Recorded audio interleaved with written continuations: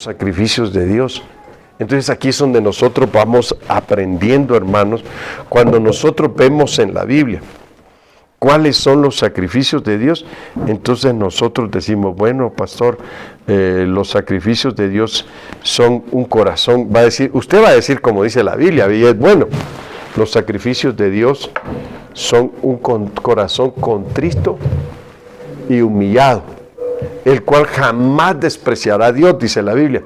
Pero ahora, hablando de los sacrificios de Dios, es importante que entendamos que viene un tiempo en el cual se van a prohibir y a quitar estrictamente los sacrificios de Dios. Porque ¿sabe usted cuál es el trabajo del diablo? Y que el Señor lo reprenda, ¿verdad? Los trabajos de él son impedir que nosotros hagamos sacrificios. Y entonces, y aquí es donde usted va a entender, mire, como le decía hace un rato con los de la alabanza, no todo es malo. Cuando algo sale bonito también hay que alabar eso y decir qué bonito le salió hoy el culto, la alabanza a los hermanos. Gloria a Dios, porque han estado esforzándose por hacer bien las cosas. Entonces, para todos nosotros debemos de esforzarnos, y el esforzarnos conlleva sacrificio. Y es importante que usted lo entienda. El esforzarse conlleva sacrificio. Que usted diga, ay hermano, ya hace frío, como para quedarse enchamarrado en la casa tomándose un cafecito con pan, ¿verdad? Y usted, no, me voy a esforzar. A veces uno se siente mal y uno hace un sacrificio por estar en la iglesia. ¿Por qué? Porque sabe que hay mucha bendición cuando uno se congrega. Entonces el diablo va a tratar de impedirnos. Fíjese que, y a veces Dios permite también que nos enfermemos. Una vez un predicador estaba haciendo una campaña en Guatemala, pero estaba predicando duro en contra de la idolatría. Y unos del pueblo que les dolía que hablar en contra de sus ídolos, dijeron, mañana lo vamos a esperar, ya sabemos por dónde pasa, lo vamos a matar. ¿Y sabe qué hizo Dios? Le mandó una fiebre y una gripe, pero fuerte, hermano, de tal forma que cayó en cama y no se podía levantar. Y entonces él estaba preocupado porque no podía hacer el culto y no lo dejaron que lo fuera a hacer porque se veía bien mal. Entonces otro predicador tomó el lugar de predicar en esa campaña y él se quedó en cama. Y cuando el predicador empezó a predicar, empezó a hablar fuerte contra la idolatría, pero dijo, aquí hay tres, dijo, que hoy vinieron para matar al predicador que ha estado predicando. Y es aquel que está allá, aquel, y se echaron a correr, hermano. Pero uno se quedó y recibió a Cristo. Mire qué bonito. Entonces cuando el hermano le decía al Señor, Señor, ¿por qué me estás permitiendo que me enferme si está pero gloriosa la campaña? Dijo el Señor, porque te iban a matar. Mire qué terrible. Te iban a matar. Y por eso yo te dejé en cama. Pero al otro día estaba sano. Ya que aunque sea uno de los criminales se había convertido, ¿verdad? Como Dios es de grande, hermano. A veces pensamos que los sacrificios en Dios no cuentan. Sí cuentan, hermano. Como el hermano está ahí, su esposa está allá. Es un sacrificio el que hacen al estar aquí. Y su hija que también, o el hermano Moy, que ya se dieron a la tarea de siempre traerlos. Es un sacrificio también el que hacen. Pero Dios los va a recompensar por ese sacrificio. Y eso es importante. Que hagamos sacrificios para Dios, ¿verdad? Pero que nuestros sacrificios no sean quejándonos, ni murmurando, sino que sean con amor, como para el Señor, así dice la Biblia. Entonces miren, hermanos, es importante aprender a hacer sacrificios. En los tiempos del Antiguo Testamento se hacían sacrificios, hermanos, en un altar con piedras que armaban, y sacrificaban bueyes, corderos, sacrificaban ovejas, sacrificaban carneros, chivos, palomas, tórtolas, según la capacidad de la persona para hacer su sacrificio. Hoy los sacrificios ya no son que matemos animales. Hoy el sacrificio es que nosotros seamos los que nos pongamos como esa ofrenda para Dios. Y también cuando damos una ofrenda monetaria, es un sacrificio. Y Dios quiere que nosotros lo agrademos con lo que hacemos en sacrificio. Entonces, como el diablo sabe que hacemos sacrificios, va a venir el momento en que va a tratar de quitar los sacrificios de la tierra, impedirlos. ¿Se acuerda usted que en los días que Daniel estaba de profeta, hubo un rey que levantaron un edicto y una ley para que se prohibiera que se hicieran sacrificios a Dios? Sí, en los tiempos de Daniel. Y entonces Daniel oraba 3 veces al día. Entonces le impidieron y él dijo no, abrió sus ventanas como siempre de su casa y empezó a hacer su oración. Y entonces lo metieron a un horno con fuego. Y Dios lo salvó, hermanos. El horno no ardió. O sí ardió, 7 veces calentado, dice que está, quiere decir que era un sacrificio, hermanos, donde Dios lo estaba perfeccionando a él, pero aquellos dijeron, entre más lo calentemos, hasta polvito vamos a hallar nada más. Y pues su sorpresa es de que Dios descendió a donde él estaba. Y también a los que metieron al pozo de los leones, ¿verdad, hermanos? Igual los leones se les quitó el hambre, hermano. No querían comer cristianos, pero cristianos consagrados, no. Se comían a los que estaban carnales, pero estos estaban tan consagrados porque sus sacrificios llegaron a la perfección. Qué bonito. ¿Sabe usted que esos sacrificios hablan de la perfección? ¿Cuántas veces fue calentado el horno? 7 veces. Habla de perfección. Y son sacrificios de los cuales Dios se agrada. Entonces, cuando el anticristo toma el poder en esta tierra totalmente, donde ya se ha declarado, ahorita está encubiertamente. Está encubiertamente en los productos que compramos, está encubierto en la tarjeta de lector, está encubierto en los planes de leyes que sacan de que se puede casar hombre con hombre y mujer con mujer. Está encubierto en el plan de que ahora ya, ¿sabía que en Baja California Sur, ¿sí se oye bien esto, hermano? Sí. Porque siento como, bueno, en Baja California Sur, tenemos que llegar al punto de entender de que van a tratar de quitarnos todo lo que nos lleva a la consagración. Por eso es que ahorita todos los que estamos aquí aprovechemos este tiempo de libertad, hermano, de libertad de culto. Porque mire, ahorita en México ya hay una ley que ya hace como 2 años se me va la palabra, se aprobó en el Congreso, de que todo el que le predique a un homosexual para cambiarlo, 5 años de cárcel. Es una ley aquí en México. ¿Por qué, hermano? Porque el anticristo ha levantado una ley que se apruebe, que todos los que estaban metidos en el closet salgan a la luz, ¿verdad? Y usted cuando ve que se aprueba la ley y se alborotan todos esos enfermos, hermano, y enfermas, y andan hasta de la maratón de quitar todo lo que es una ofrenda a Dios. Un ejemplo, si yo tengo a mi esposa, nos presentamos en un altar delante de Dios, donde hicimos pactos de guardarnos para Dios, de ser fieles el uno al otro, y ofrendamos nuestro matrimonio a Dios al presentarlo en el templo, y recibimos la bendición de Dios. Entonces miren, hermano, entonces ¿qué hace el diablo? Levanta la burla contra la familia que Dios creó. ¿De qué forma? Casando hombre con hombre, mujer con mujer, cambiándoles el sexo a algunos o a algunas. Entonces todo eso son leyes aplicadas por el anticristo, donde quieren quitar la verdadera familia que Dios estableció desde el principio. Entonces ahí es donde la Biblia dice que en los tiempos finales se levantarían burladores de la familia, burladores de la palabra, burladores de la iglesia. Entonces, ahí es donde tenemos que entender que se está tratando de avergonzar lo que hacemos para que renunciemos a lo que estamos haciendo. O no nos sacrifiquemos por presentarnos a Dios como una familia santa, consagrada a Dios. Miren qué importante. Por eso es que miren, hermanos, nosotros tenemos que escoger con quién convivir, con quién hacer amistad, pero cuidando que no nos contaminemos con las costumbres de la gente. Sí, que seamos luz para este mundo siempre. Entonces aquí es donde entra el que cuidemos los sacrificios que agradan a Dios. Por eso le puse el tema los sacrificios de Dios.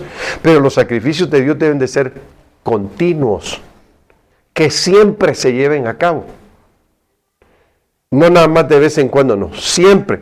¿Cuándo debemos de ser santos? ¿Solo cuando estamos en la iglesia? No. En todo lugar, siempre. Ese es un sacrificio continuo, ser santo siempre. Mire qué importante. Y es una ofrenda para Dios. Entonces el anticristo lo que va a buscar es quitar la ofrenda para Dios, quitar el continuo sacrificio para Dios. Entonces en esto, déjenme ver, como que esto se me quedó ahí, pero ese no. A ver si va ahí, déjenme ver. Ajá, bueno, sí es ese. Bueno, Ezequiel 46:15. ¿Sí lo alcanzan a leer de donde están? Sí. Dice, Ezequiel 46:15. Ofrecerán pues el cordero y la ofrenda y el aceite todas las mañanas, ¿cómo dice? ¿Saben lo que es un holocausto continuo? Esta palabra holocausto, hermano, viene del hebreo que holos, está hablando de ofrenda del todo quemada, ofrenda que se consume. Entonces de ahí viene esa palabra holocausto, que está hablando de una ofrenda que se sacrifica a Dios a que se consuma completamente. Entonces Cristo es el Cordero de Dios que fue quemado totalmente en el sacrificio por nuestros pecados. Entonces aquí vemos nosotros, dice, ofrecerás a Dios esto como algo continuo. Entonces es algo que nosotros debemos de entender, que la ofrenda para Dios debe ser siempre. El sacrificio para Dios debe ser siempre. Entonces eso es lo que está diciendo este versículo, ¿verdad? Bueno, es una ofrenda, un sacrificio que siempre se debe de hacer, no dejarse, siempre practicarlo. Entonces viene el anticristo, hermanos, y establece una ley. En Daniel 12:11 creo, dice que vendrá y habla de 1290 días, creo que dice. Al cumplirse los 1290, algo así creo que dice, será quitado el continuo sacrificio, cuando el anticristo esté reinando en la tierra. Entonces aquí en Daniel 8:11 dice, aún se engrandeció contra el príncipe de los ejércitos, dice, y por él fue quitado el continuo sacrificio, y el lugar de su santuario fue echado por tierra. Entonces quiere decir que el anticristo va a venir y va a querer quitar el continuo sacrificio. Miren, hermanos, hay leyes en el gobierno que las iglesias no debemos de tener los aparatos con un volumen exagerado. Pero los salones escandalosos de baile pueden estar hasta las 3 de la mañana a todo volumen. Y para ellos no hay ley, porque es algo perverso. Pero algo que es santo, que el anticristo lo aborrece, viene y pone leyes donde dice, las iglesias, si quieren celebrar su culto, tiene que ser con un volumen moderado, y hasta le ponen la cantidad, no sé si se llama decibeles, algo así, en lo que debe de estar el volumen. Si se pasa de más, multas. Como queriendo callar lo que la iglesia está haciendo, impedir lo que la iglesia lleva a cabo, aunque vaya el momento que se va a impedir el culto. Las reuniones cristianas van a ser quitadas. Ahora que vino lo del COVID, hermano, eso lo hicieron con el propósito de eliminar muchas cosas, de acabar con las iglesias cristianas y todas las iglesias cerradas, ¿sí se acuerdan? No podíamos hacer culto, pero nosotros dijimos, bueno, cerrábamos la cortina donde estábamos y no cantábamos, pero sí se daba la palabra. Y por un buen tiempo lo estuvimos haciendo así. Pero el asunto es, hermanos, de que hubieron iglesias que se cerraron y ya no se abrieron, porque la gente se fue, ya no regresó. Y ese era el plan, ese era un plan macabro del anticristo. No cree usted que surgió porque en tal lugar se les escapó un virus. Es mentira. Tenían planeado matar mucha gente en el mundo y lograron matar mucha gente. Entonces, hermanos, dentro de sus planes macabros era eliminar totalmente las iglesias cristianas. Pero no lo pudieron lograr, Porque gloria a Dios, aquí estamos, ¿verdad? ¿Qué hicimos? Pues ahí está el internet, por internet estuvimos predicando. Conéctense todos, hermanos, vamos a orar y ¿verdad? Gracias a Dios, tenemos que buscar siempre una alternativa, hermano. No decir, pues ya, pues, paramos. Hubieron pastores que sí en su ociosidad dijeron, no se hace culto, duraron más de 2 años sin hacer culto. Hermanos, ¿y qué pasó? Sus iglesias fueron abajo. Entonces, eso es lo que el anticristo quiere. Va a llegar al punto que va a decir, se acabó, judíos, no pueden hacer sus sacrificios que hacen los judíos, porque cuando se construya el templo, el nuevo templo de los judíos, ellos van a tener el lugar donde van a hacer sus sacrificios, hermano. Y entonces va a llegar el anticristo al principio, va a decir que sí, pero después va a llegar al término donde va a decir, en este tiempo se acabó, no hacen más sacrificios. Entonces empieza la persecución contra el pueblo judío también. Entonces ahora lo que tenemos que ver nosotros aquí es, ¿qué sacrificio va a tratar de impedir el anticristo? Primero, va a tratar de quitar la ofrenda continua. ¿Usted tiene ofrendas continuas? ¿Sí o no? Sí. Sí, ¿verdad? Entonces usted tiene que ver cuáles son las ofrendas continuas y los sacrificios continuos de los cristianos. Cuando nosotros adoramos a Dios, nosotros estamos ofreciendo una ofrenda. Sí, amén. Y si nos la quitan, ay, hermano, nos está quitando un nivel de consagración. Entonces aquí es donde por eso debemos de entender el tema que estamos hablando. Los sacrificios de Dios son importantes. Que nosotros como iglesia no los dejemos de hacer. ¿Usted nada más tiene sacrificio a Dios cuando viene a la iglesia? No. ¿O también fuera de la iglesia? Ah, sí, ¿verdad, hermanos? Entonces aquí es donde, entonces, mire, veamos conforme a la Biblia. Éxodo 25:30.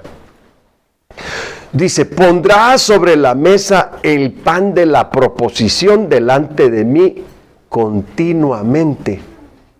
Este pan de la proposición, hermano, otras versiones dicen el pan de la presencia. Y ahí estaré yo presente, dice Dios, en otras versiones. Entonces, hermanos, cuando nosotros vemos que este versículo dice eso, decimos, qué tremendo. Está diciendo que va a llegar el momento en que el anticristo va a prohibir que se dé la palabra de Dios, hermanos. Y usted va a decir, hermano, ¿cómo está eso? El pan de la presencia significa, era la comida de los sacerdotes cuando ministraban en el lugar santo. Entonces ahora nosotros podemos decir, hermanos, se nos va a quitar el pan continuo de la mesa. Cuando nosotros venimos aquí hay una mesa que está servida. Amén. Por eso la Biblia, cuando Jesús se fue, dijo, me voy, pero les voy a preparar lugar. Y no volveré a tomar el vino de la vid, dijo, hasta en aquel día en la casa de mi Padre, dijo. Entonces me ceñiré, dice, y yo serviré a la mesa. Entonces quiere decir, cuando habla una mesa está hablando de comer. La palabra es comida, hermano. Amén. Y se debe predicar la verdadera palabra para que su palabra sea verdadera comida. Amén. Entonces miren, esta comida del pan sobre la mesa está hablando y delante de la presencia de Dios, quiere decir que cada vez que la palabra se exponga, debe ser delante de Dios. Y debe de ser siempre. No haya cada año, hermano, sino siempre. Y debe ser un pan verdadero. Entonces, cuando nosotros vemos esto, decimos, qué tremendo. ¿Qué dijo Jesús? Mi carne es verdadera comida. Mi sangre es verdadera bebida, dijo. Entonces dijo, hermanos, que cuando se comiera el cordero debía hacerse continuamente. Y cada vez que nosotros tomamos la Santa Cena, ¿sabe qué estamos haciendo? Estamos siendo ministrados con la genética de Dios. Eso lo hablábamos ayer, ¿verdad? ¿Y por qué es que cambiamos cuando venimos al cristianismo? Por la religión que tenemos. Entonces, por eso, como algunos creen que nosotros tenemos una religión, dicen, no te conviertas en evangelista, dice, porque ellos, para decir evangélicos, dicen evangelistas, o no te conviertas en protestante, dicen, porque esa gente es muy rara. No, raros porque cambiamos al venir a Cristo. ¿Pero de qué cambiamos? Nuestra manera de pensar, nuestra manera de hablar, nuestra manera de vivir. ¿Y sabe por qué cambiamos? Porque, hermanos, cuando nosotros comemos la Santa Cena, por eso es que debe ser algo que lo hemos de hacer continuamente. ¿Y sabe por qué cambiamos? Porque cuando también comemos la Santa Cena, hermanos, la genética de Dios se transmite a nuestra genética. Y entonces la genética de Dios trae un cambio a nuestra genética. Ayer yo les compartí un testimonio, ¿verdad? De que hay gente que cuando le dan una transfusión de sangre, como que recibe la forma de hablar de aquel que le dieron su sangre de esa persona, o sus costumbres. Entonces, cuando viene la sangre de Cristo a nuestra vida, hermano, cambia nuestra genética. Empezamos a hablar como habla Dios. A algunos no les gusta hablar con los cristianos porque dicen, no hablan de otra cosa más que de la Biblia. Ellos quisieran que nosotros en nuestra plática hablemos de política, hablemos de fútbol, hablemos de borrachos, hablemos de drogadicción, hablemos de prostituciones, hablemos de disparates. No, porque también la forma de pensar nos cambia. Entonces cambiamos en muchas cosas, hermanos. Entonces cada vez que comemos la Santa Cena y bebemos el vino del Señor, entonces mire qué importante, entonces el anticristo va a venir y va a quitar ese continuo sacrificio. Y usted va a decir, no lo podemos quitar, si es ahí donde el Señor nos ha dado de su vida. ¿No ve que cuando Cristo muere en la cruz, qué da? Da su vida, derrama su sangre para limpiarnos de todo pecado y maldad. Entonces, por eso es que dice que tenía que haber una mesa de los panes, de donde deben de ser alimentados. También representa la palabra. Aparte que representa el cuerpo de Cristo, que también es alimento, representa la sangre de Cristo, que es verdadera bebida también. Entonces aquí entramos cuando habla de, habrá esta mesa y tendrá panes continuamente y los cambiarán cada tiempo para que no agarraran hongo, hermanos. Es como decir que no se haga viejo lo que le está dando, sino que sea algo fresco, algo nuevo que Dios nos está revelando. Tenemos una mesa que Dios está disponiendo para nosotros siempre, donde Dios nos habla, donde Dios nos alimenta. Decimos, qué bárbaro, qué tremendo. ¿Y sabe usted que hablar de sacrificio también es hablar de un esfuerzo continuo? ¿Cuándo se esforzaba usted por buscar a Dios al principio? ¿Y ahora qué pasó? Ya se añejó. Ya se añejó que ya no se esfuerza. No, debemos de esforzarnos. Cuando usted viene aquí, ¿qué debe hacer?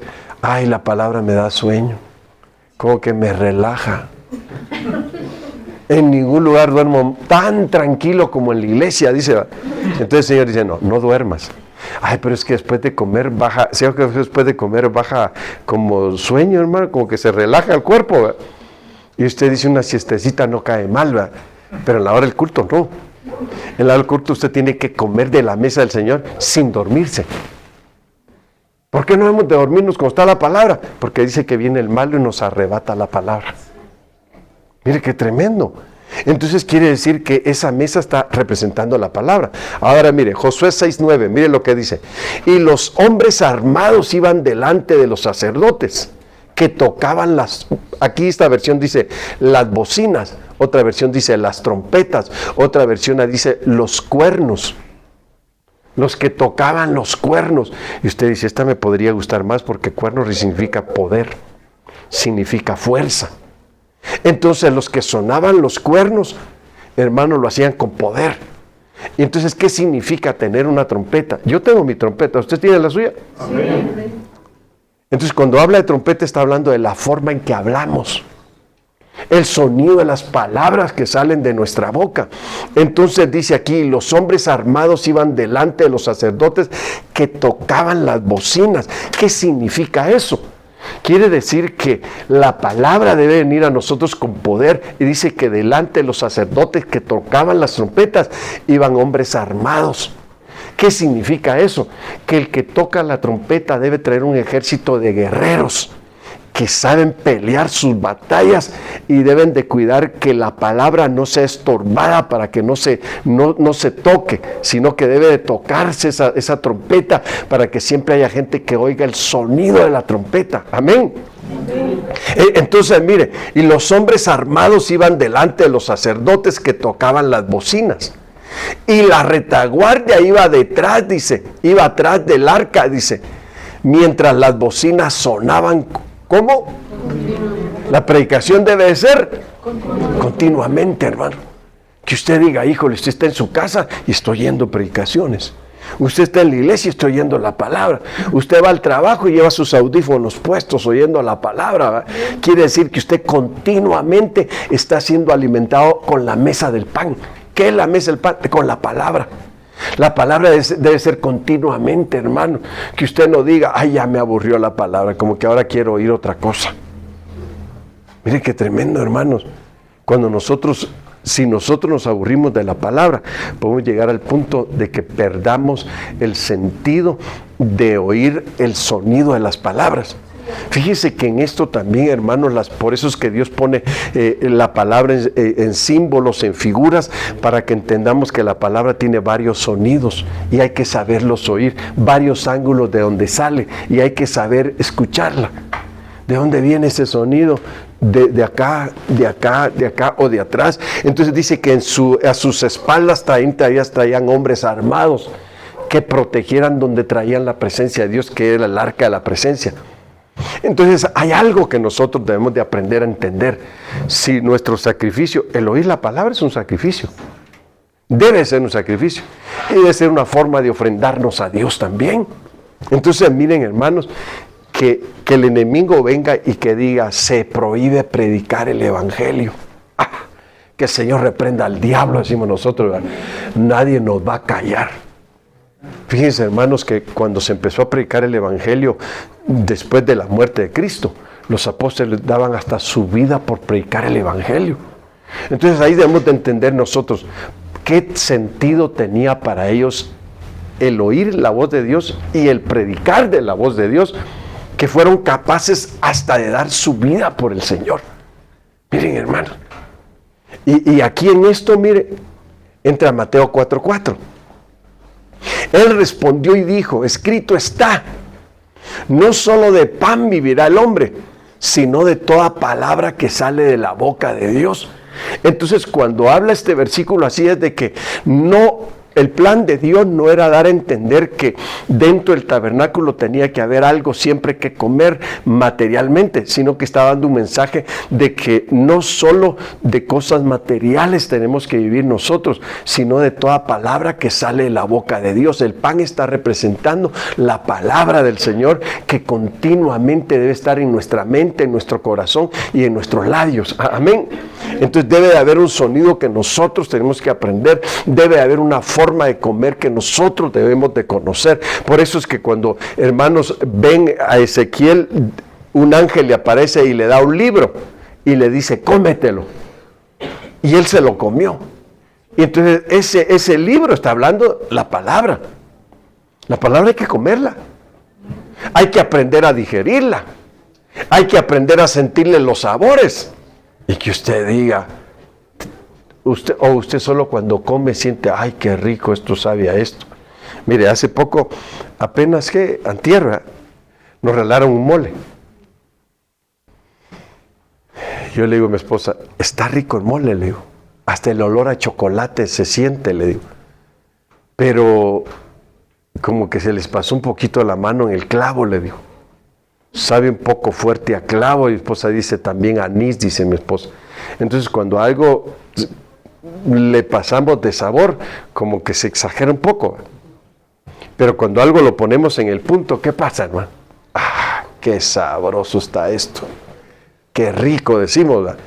Pero cuando usted solo come por comer, híjole, no, hermano, aprenda a comer. Sí, ¿verdad que tenemos que aprender a comer? Sí, amén. ¿No ve que aquí en México hay un dicho que dice que en la forma de agarrar el taco se conoce el que es buen comedor, ¿verdad, hermano? Sí, mire, es como cuando usted ve que alguien agarra tacos y con su cuchillo y su tenedor. Ay, dice usted, si esto no es para comerse con cuchillo y tenedor, el taco es para agarrarse. Por eso es que en la forma hasta de agarrar el taco se conoce al que sabe comer tacos, hermano. Es como que usted va a comer pizza y con su tenedor y con su cuchillo. No, la pizza se tiene que comer con la mano, hombre, no con tenedores. Entonces, y hay cosas que sí hay que usar cuchillo y tenedor. ¿Sí estamos de acuerdo? En la forma de comer. Entonces, por eso es que en la forma de comer se conoce al que sabe comer. Entonces, usted tiene que aprender a probar los sabores y a entender con qué cosas hicieron eso. Y usted dice, no tiene más de esto. Aquí le exageraron, lo alteraron un poco.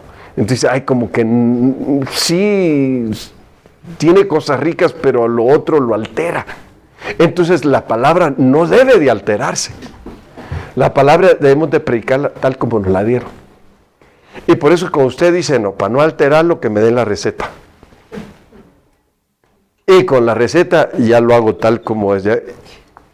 Mire, hay unos hermanos aquí que fueron a Guatemala. Ya en Guatemala les dieron a tomar café con champurradas. Champurrada es un pancito así redondo tostado, que usted lo sopea en el café, esa es la costumbre allá, y qué rico sabe. Entonces le digo, hermano, yo le voy a hacer unos estos días. Y dice el hermano, que su hija dijo, le salió el pastor igual como lo hacen allá, porque tengo la receta. ¿Qué quiero decir con esto? ¿Cómo nos tiene que salir la palabra? Como la agarramos de la boca de Dios. Como nos alimentó la boca de Dios. ¿Estamos de acuerdo? ¡Ah, qué rico! Entonces cuando empezamos a deleitarnos, cuando entendemos algo, nos empezamos a deleitar y decimos, ¡qué rica palabra! Y empezamos, ¡aleluya! ¡Gloria a Dios! ¿Por qué? Porque hay un deleite. O usted sienta a la mesa y no dice, ¡qué rica comida! No dice nada. ¿Le gustó la comida? Pues lo que me interesaba es que se llenara la panza. Ya ve que dice el dicho que panza llena, corazón contento. Pero no solo debe ser así. Yo cuando mi esposa hace una comida y me gustó, le digo, qué rica te quedó la comida, mamita. Gracias, Dios te bendiga, tú sabrosa. ¿Sí? Entonces igual cuando probamos, entonces el anticristo va a tratar de quitarnos esto. De que tengamos el sacrificio continuo de la mesa servida, hermano. Con pan, con buen pan. ¿Qué prefiere usted? ¿Un pan barato o uno que le cueste, pero qué rico? No uno que usted dice, bueno, como lo que quería era comer pan. No sé si es salado o es pan dulce, ¿verdad? Entonces ahí es donde llegamos al punto. Nosotros tenemos que aprender a distinguir lo que recibimos, si es bueno o no. Si viene de Dios o no. Mire, hermano, una vez yo tuve un sueño y no lo entendía. Que yo agarraba mi rifle. Pero yo decía, pero no tiene balas. Y el enemigo está enfrente, ¿y cómo voy a disparar? Y llega un predicador y dice, carga tu rifle, dice, para que cuando le dispares al enemigo lo derrotes fácilmente. Ese es el sueño que yo tuve, dije yo. ¿Y sabes qué dije yo? ¡Aleluya! ¿Por qué me deleitó? Porque Dios me estaba enseñando cuál fue el sueño y qué es lo que yo tenía que hacer para cargar mi rifle. Dije yo, qué tremendo, hermano. ¿Usted cree que los sueños son en vano? Algunos son pozoleros o taqueros, pero otros sí son de Dios. Por eso hay que saber discernir, ¿verdad? Entonces cuando la palabra viene, la palabra nos da equipamiento. Y es una ofrenda de parte de Dios, la palabra. Es un sacrificio de parte de Dios. El que nosotros recibamos la palabra continuamente. Amén. ¿Por qué se echa a perder uno? Porque no come. Y sabe que cuando uno aprende a comer, aprende a darse cuenta cuando alguien anda mal. Sí. Ayer que les decía yo, me caía mal uno que lo ponían a predicar y predicaba así. Hermano, ¿por qué no lo voltea a ver? Decía yo. Porque el predicador como predica tiene que ver el rostro de la gente. A ver qué reacción está causando la palabra. A ver si me pueden ver a la cara los que están sentados. No, porque andan chuecos. No, porque no están comiendo de la mesa del Señor, están comiendo de allá, de la mesa de tacos con gusanos. Están comiendo contaminado, porque no han aprendido a comer de la mesa del Señor. Mire, hermano, qué importante. Entonces el enemigo va a tratar de quitarnos lo que nos alimenta, lo que nos nutre, lo que nos fortalece, lo que nos da crecimiento. ¿Quiere usted crecer? Quiere estar fuerte para recibir la palabra. Hay que usted diga, ay no, pastor, es que está cargada de vitaminas y me da sueño. Pues póngase un Halls ahí en el paladar para que no se duerma. O tómese un cafecito cargado antes del culto para que esté bien atento. O ore bien para que esté fortalecido.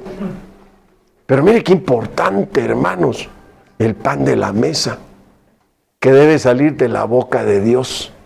Por eso este versículo que clave, ¿verdad? Bueno, ahora seguimos. Éxodo 27:20. Manda a los hijos de Israel que traigan aceite de olivas para alimentar, ¿cómo dice? ¿Qué tenían que alimentar? Ahora le pregunto a usted, ¿usted tiene lámpara? Sí. ¿De cuál? Rayovac, Duracell. ¿De cuál tiene usted?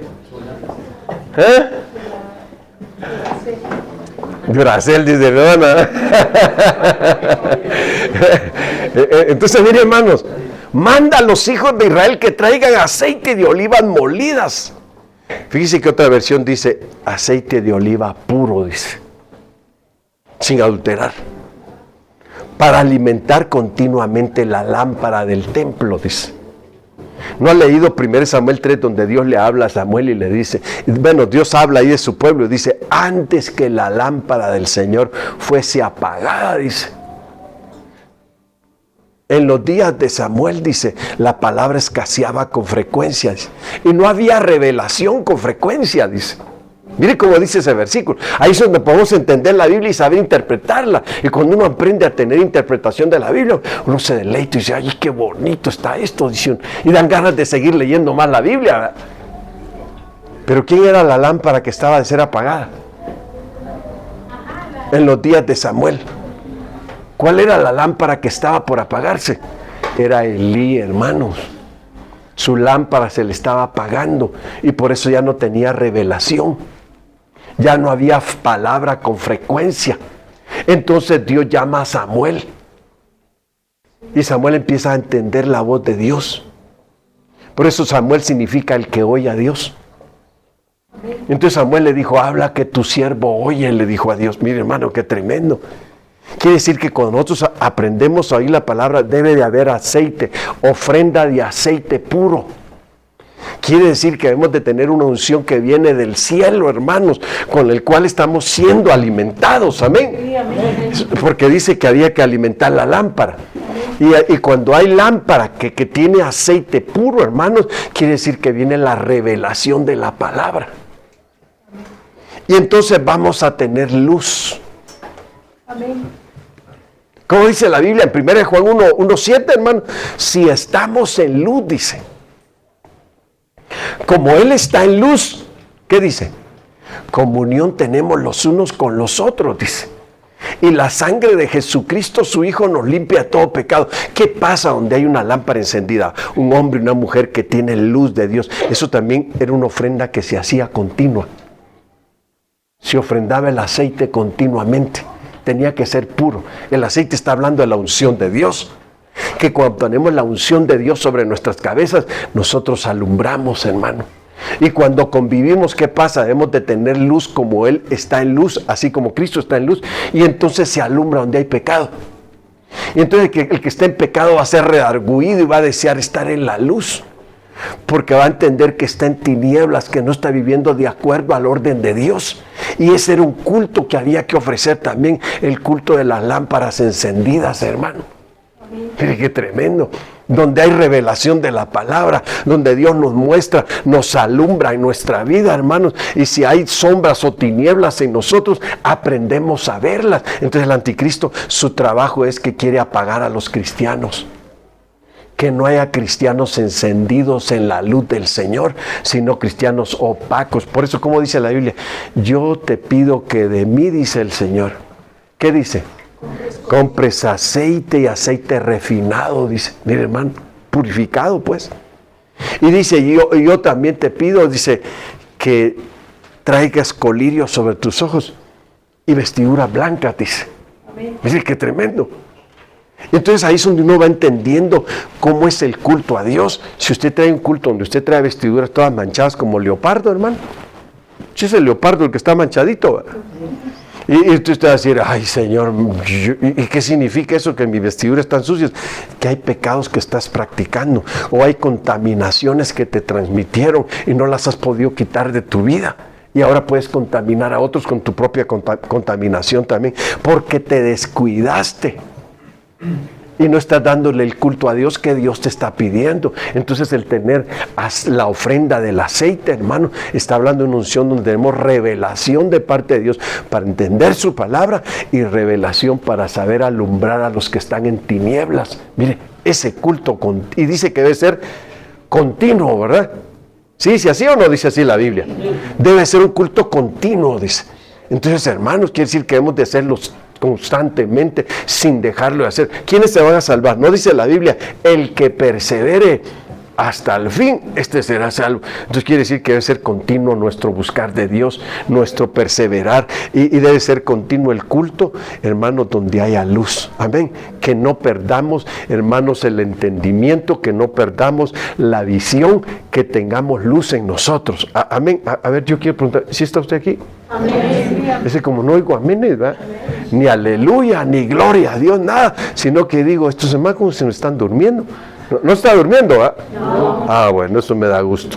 Éxodo 28, 29 dice, de esta manera, dice, Aarón llevará los nombres de las tribus de Israel cerca, dice, de su corazón, en el pectoral sagrado, dice, cuando entre en el lugar santo.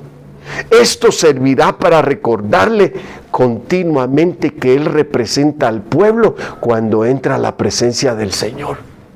Mire, hermano, ¿qué debía traer el sacerdote? ¿Dónde? Aquí cerca de su corazón, dice. Ahí tenía que traer al pueblo. Siempre que entrara a la presencia del Señor. Y usted hace, ¿y eso qué representa? Eso representa que cuando un ministro de Dios ama al Señor y ama al rebaño, siempre lo trae aquí. Y se preocupa por el rebaño. Y entonces cuando tiene que llegar a la presencia de Dios, debe aprender a interceder, tener un culto de oración que se llama intercesión. Señor, perdona a tu pueblo. Señor, ayuda a tu pueblo. Señor, bendice a tu pueblo. Señor, libera a tu pueblo. Señor, perdona a tu pueblo. Amén. Señor, libera a tu pueblo de todo mal. Intercesión. El ministro de Dios tiene que aprender a traer un pectoral siempre. Quiere decir, debe aprender a traer al pueblo aquí, cerca de su corazón. Amén. Amén. Usted tiene que preguntar, pastor, ¿y si ora por mí? Pastor, ¿y si intercede por mí? Ay, hermano. Le digo, Señor, dales avivamiento, despiértalos, dales fe, que no desmayen, que la palabra que les estamos predicando dé fruto en sus vidas, Señor. También es intercesión. Amén. Entonces aquí está hablando de que debemos de aprender a interceder. ¿Qué nos hizo Dios? Dice que nos hizo reyes y sacerdotes para nuestro Dios. Entonces usted tiene que aprender a interceder también. Sí, amén. Entonces aquí está hablando de cómo interceder. Ahora, Éxodo 28, 38. Aarón lo llevará sobre su frente para cargar sobre sí mismo toda culpabilidad de los israelitas cuando consagran sus ofrendas sagradas. Aarón tendrá que llevarlo siempre sobre su frente para que el Señor acepte al pueblo. Fíjese que Aarón tenía que traer en su turbante aquí, hermano, un medallón de oro amarrado con una cinta azul. Eso representa que él es un ministro de Dios. Que cuando entra a Dios, también trae aquí al pueblo, no se le olvida al pueblo. Y cuando el pueblo ofrece sus ofrendas, dice, el pueblo va a poder, a ver, léalo para que no va a decir que yo me lo inventé. Aarón tendrá que llevarlo siempre sobre su frente, dice. ¿Para qué?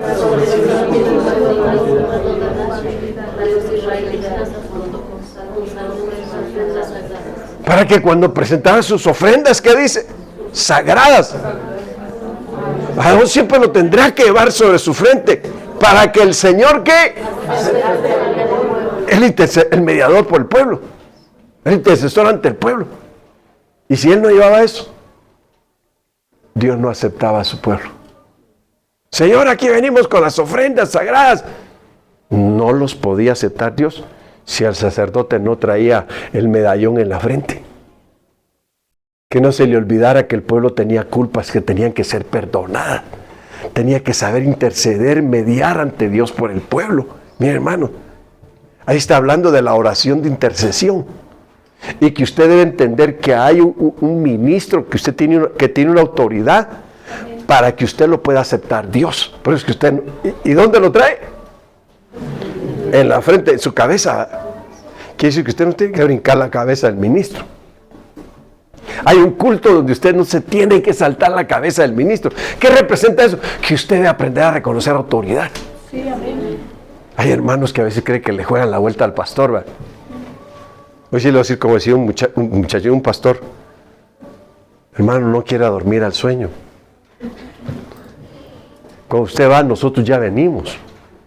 Entonces no debe jugarnos la vuelta con palabras fantasiosas o con mentiras a veces.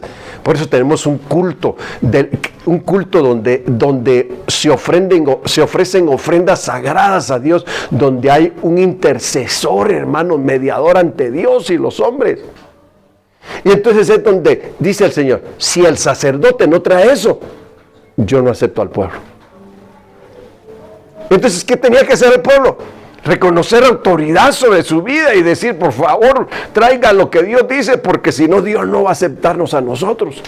Mire, hermano, qué tremendo. Eso es como les decía ayer, que si no intercedemos, hermanos, por los que entran en agonía, no se pueden morir. No los dejan pasar, hermano, más allá. Entonces usted va a decir: ay, no cabe duda que entonces tengo que aprender a reconocer que yo tengo un Padre espiritual, que yo tengo un pastor que celebra culto delante de Dios de oración, donde Él es intercesor. Y si yo traigo ofrendas sagradas, pero no lo reconozco a Él, Dios no las va a aceptar, ni a mí me va a aceptar. Miren, hermano, este es un punto delicado. Fíjense que yo tengo una persona por allá, por China, en una iglesia tenemos China. Ay, qué difícil esa persona. Le digo a mi esposa que el otro día me saludó, me saludó así.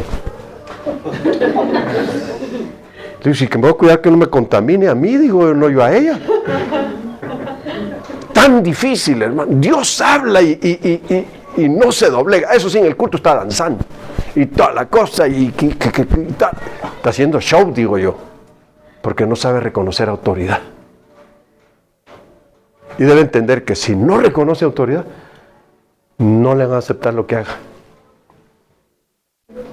Ay, y eso pasa, Dijo: Señor, ¿qué hago? Ya hablé, ya le dijimos esto, lo otro, y sigue igual. Ay, ya es necedad. Necedad. No saben presentar culto ante Dios. Están presentando un culto que es abominable a Dios porque no saben reconocer autoridad para que sean aceptados. Entonces, esa es otra clase de culto que el enemigo va a tratar de derribar, hermano. La clase de culto donde se intercede y que hay alguien por el cual Dios acepta al pueblo. También está hablando de Cristo. Cristo es el único mediador entre Dios y los hombres. Mire qué tremendo. Sin Cristo no podemos llegar al Padre. ¿No dice así la Biblia? Nadie viene al Padre si no es por Él, dice. Mire qué tremendo. Entonces aquí estamos viendo la ofrenda del culto, donde tenemos que ser aceptos, hermanos, a través de un intercesor. Oración de intercesión. Bueno, sigo ahora. Es continuo sacrificio también. Bueno, Levítico 6:13. Déjenme ir como a 100 por hora para que pueda terminar mi tema, porque casi nunca los termino. Bueno, Levítico 6:13. El fuego debe permanecer siempre encendido sobre el altar. No debe dejarse apagar nunca, según la Biblia, palabra de Dios para todos.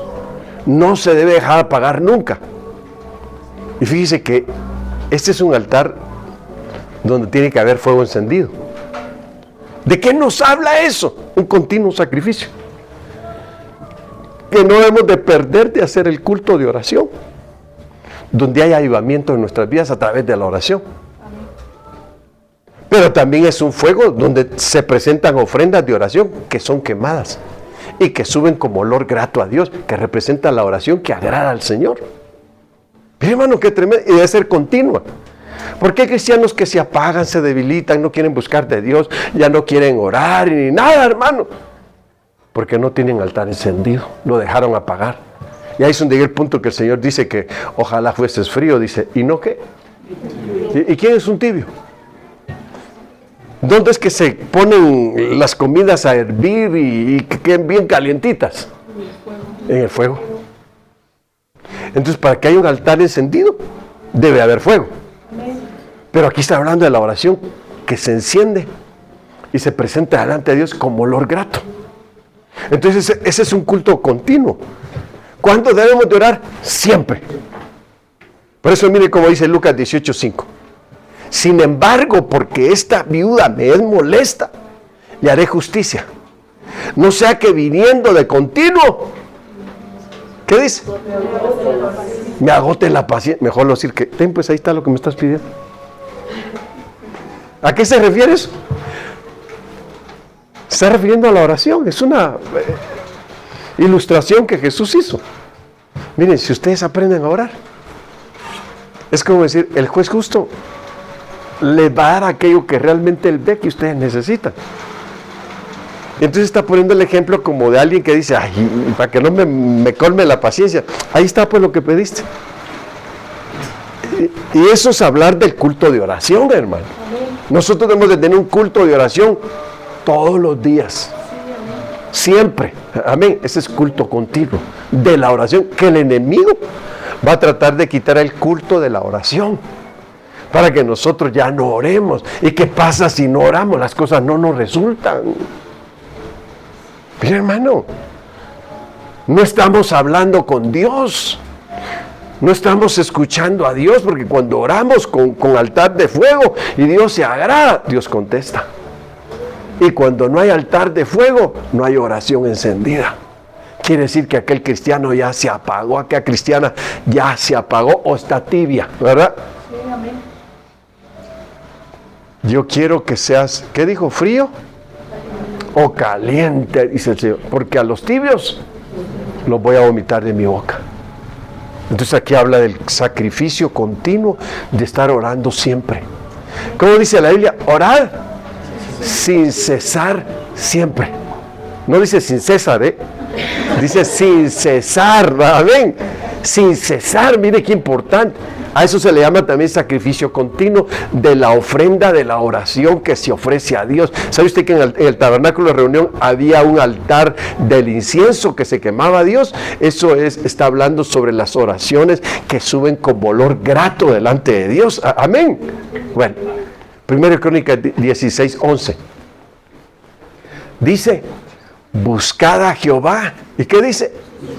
Y su poder. Buscad su rostro. Es otro sacrificio, otra ofrenda de sacrificio continuo, ¿sí o no? Fíjese, dice que buscad a Jehová y su poder. Buscad su rostro continuamente. Entonces quiere decir que nosotros debemos tener un culto donde, digamos, he encontrado a Dios. No, que ya me desesperé. No, vamos a dejar que Dios actúe. Pero es que ya me desesperé. No, Dios ya me habló. ¿Pero para cuándo? Espera, sé paciente. Dios tiene un tiempo para todo. Ya me desesperé con esta enfermedad. ¿Por qué Dios no actúa? Dios ya actuó. Aprende a buscar su rostro. Aprende a buscar su poder. Pero ¿por qué no me dice una señal aunque sea? Él ya me habló. Bien, hermano. Qué tremendo cuando alguien se desespera. Por eso David decía, pacientemente esperé a Jehová. Y él se inclinó a mí y oyó mi clamor. Mira qué importante esto. Que nosotros entendamos. A ver, dígame usted, ¿se está sacrificando por hallar su rostro? Ah, no, pastor, ore por mí porque a usted sí Dios lo oye. ¿Y a usted por qué no? Es que usted tiene poder. Es que usted no ha encontrado el poder. Ahí está el asunto. ¿Qué dijo la mujer que tenía flujo de sangre? Si tan solo tocar el borde de su manto. No dijo seré sana, seré salva, dijo.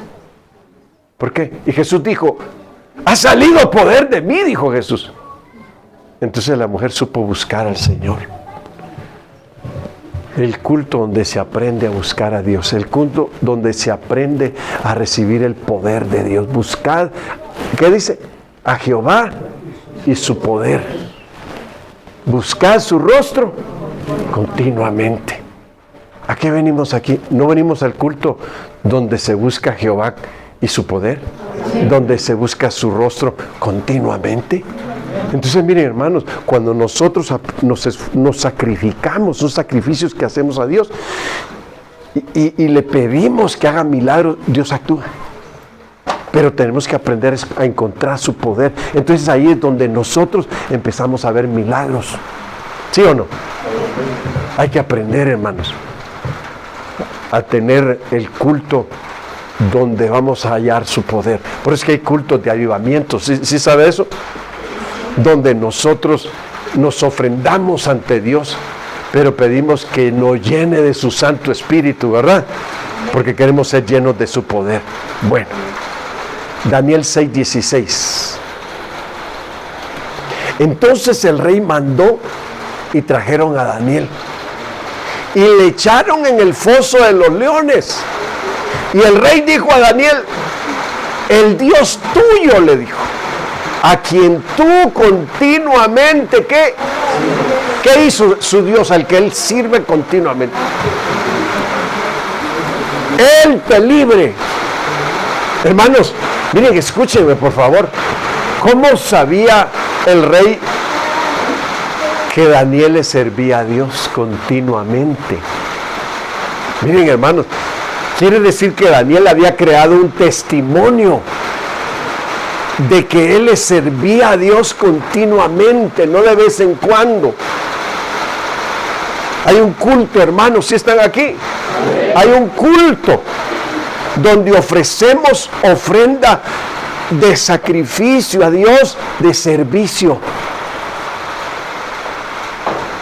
Y cuando Dios sabe que continuamente le servimos. Ahora la pregunta es: ¿por qué algunos son esmerados por servir?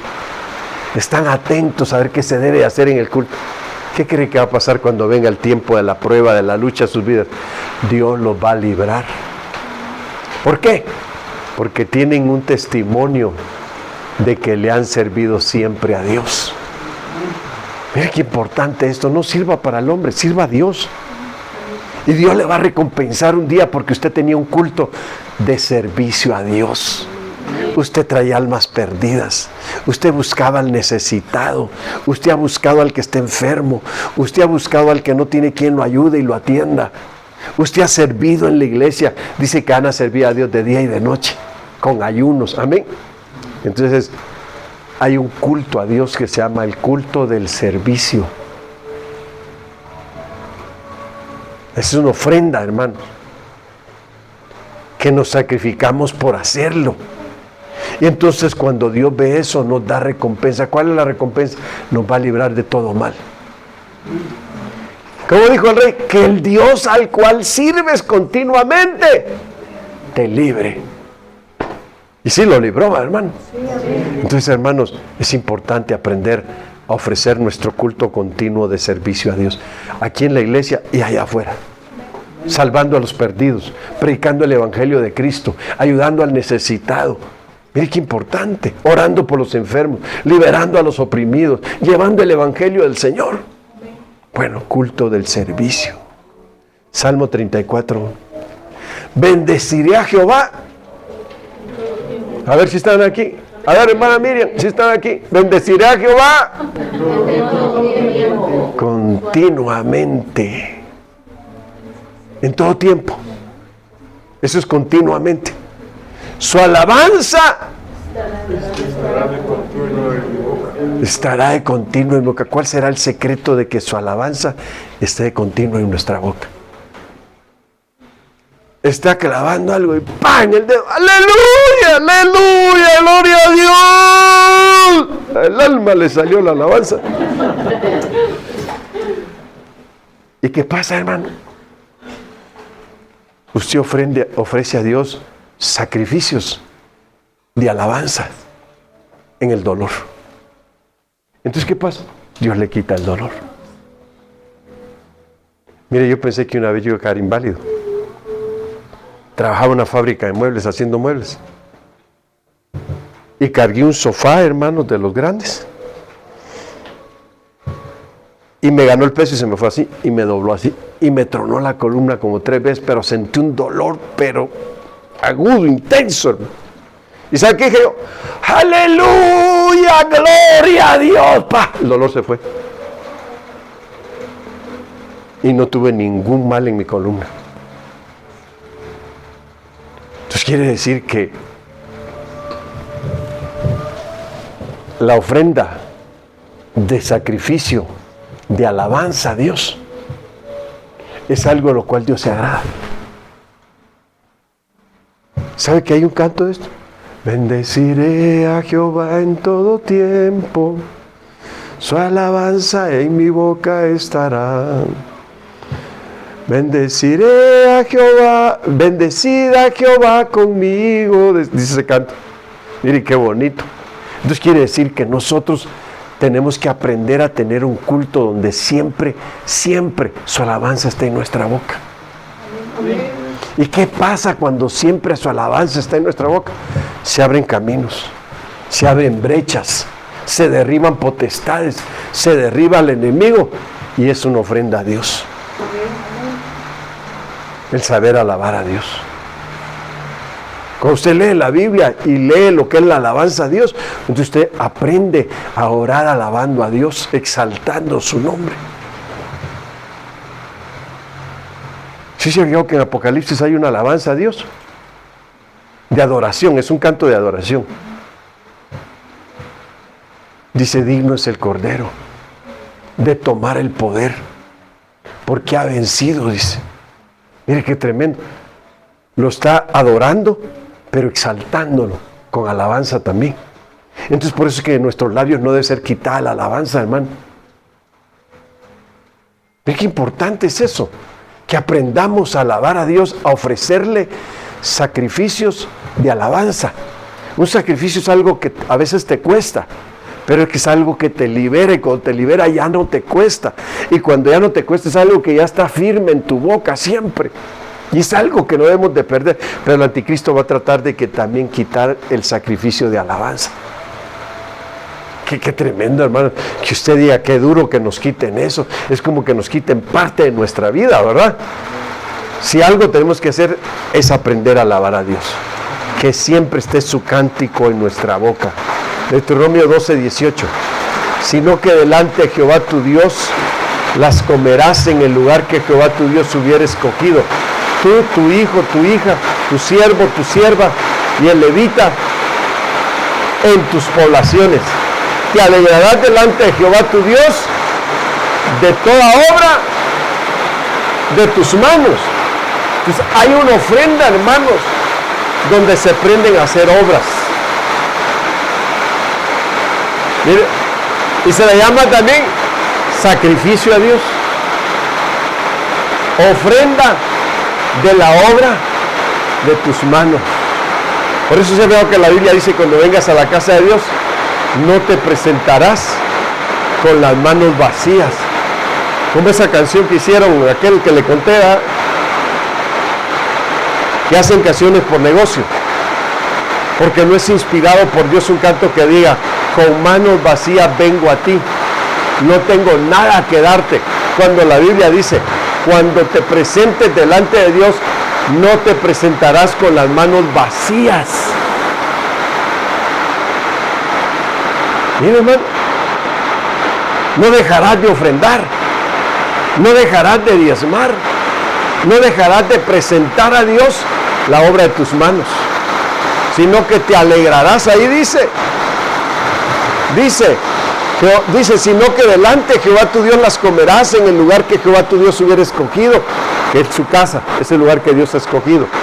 Dice que Jehová tu Dios hubiera escogido tú, tu hijo, tu hija, tu siervo, tu sierva y el levita que habita en tus poblaciones.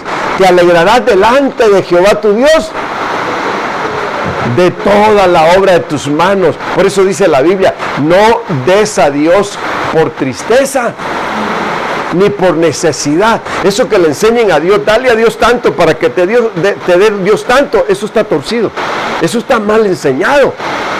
Usted debe darle a Dios porque usted le ofrece un culto a Dios con sacrificio de sus manos, de su trabajo, de labor de sus manos, de la obra de sus manos.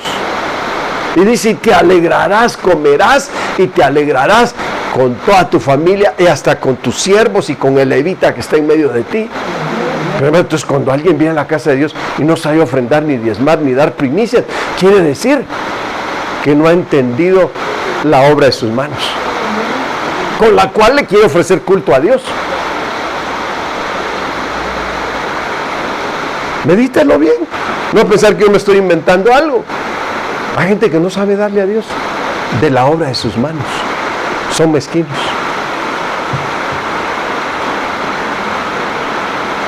Y como el diablo quiere quitar todo culto a Dios, el culto donde te alegrarás delante de Jehová y aprenderás a darle de la obra de tus manos. Por eso cuando usted da así, se pone el billete aquí y lo echa así, o lo hace así. Te alegrarás delante de Dios por la obra de tus manos y lo harás junto con tu familia. ¿Quiere que ya terminemos? No, pues ya terminé. Ya terminé. Hay más, a veces hay mucho que compartir, hermano, pero el tiempo no nos alcanza. Pero eso es importante que usted hoy pueda decir, Señor, aquí estoy para hacerte culto. ¿Cuántos cultos vimos ahorita? ¿Cuántos sacrificios hay que presentarle a Dios? ¿Cuántas ofrendas continuas? ¿Cuántas vimos? ¿Cuáles son las que vimos? Mire, entonces te va a decir, Señor, esta es una de las partes en las cuales yo me tengo que alegrar en tu presencia. Y no le tengo que permitir al diablo que me quite este sacrificio continuo. Porque eso es lo que el anticristo va a hacer. Quitar el sacrificio continuo. Lo que hacemos continuamente, hermano. Lo que nos da vida. Lo que nos hace alegrarnos delante de Dios. En lo cual somos liberados. Amén. Entonces, mire, póngase de pie. Y dígale al Señor, Señor, enséñame. A ver, Diego.